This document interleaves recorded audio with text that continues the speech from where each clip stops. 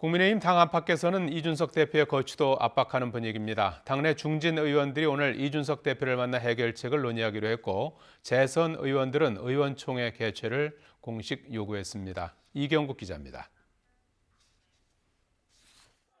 지난달 초 선대위 인선 과정에서 당대표 패싱 논란이 일자 잠행에 들어갔던 이준석 대표. 사흘 만에 이른바 울산 합의로 윤석열 후보와 극적으로 화해했습니다. 우리 후보님을 모시고 우리 당의 앞으로의 선거운동에 대해 가지고 큰 줄기에 대해서 저기가 합의하고. 하지만 얼마 지나지 않아 윤석열 후보 측 핵심 관계자 이른바 윤핵관의 전횡을 지적하며 선대위 직책을 던졌고 외곽에서 선대위 쇄신 요구를 이어갔습니다. 대선 승리를 위한 쓴소리였다지만 당내에선 이 대표의 이 같은 모습을 윤석열 후보 지지율 하락의 원인으로 보는 시각이 적지 않습니다. 선대위 해체 수순에까지 들어서자 국민의힘 내부에선 이준석 책임론이 커졌습니다. 윤석열 후보 입장에서는 이준석 대표는 계륵과 같은 존재고 보다 강한 표현을 쓰면 그보다 훨씬 못한 존재죠.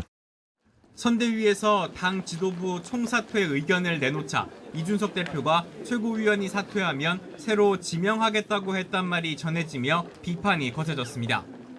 먼저 당직을 던진 김기현 원내대표가 갈등 부각을 우려해 의원총회를 열겠다는 의원들을 만류했지만 선수별로 긴급 모임이 열렸습니다. 이 대표의 궤적이 비상식적이다, 해당 행위다라는 등 성토가 잇따랐습니다. 최근의 어떤 궤적은 상식적이지 못하다 그러는데 중진들이 공감을 했습니다. 매우 비상식적이라는 데 대해서 중진들이 의견을 같이 했고. 지금까지의 발언을 보면은 당의 분란을 조장하고 해당 행위를 한 거기 때문에 중진들이 그 부분에 대해서 분명히 이준석 대표를 만나서 짚어야 된다.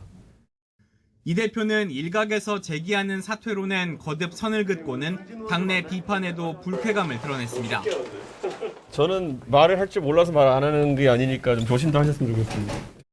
수도권 의원들을 중심으로는 이준석 대표를 끌어안지 못한다면 대선은 필패라는 위기감이 존재하는 것도 사실입니다. 속으로는 부글부글하지만 합치지도 갈라서지도 못하는 상황. 일단 중진 의원들이 이준석 대표와 직접 마주해 연석회의를 갖고 대책을 모색하기로 했지만 의견 차이가 커서 해법을 찾기는 쉽지 않아 보입니다. YTN 이경국입니다.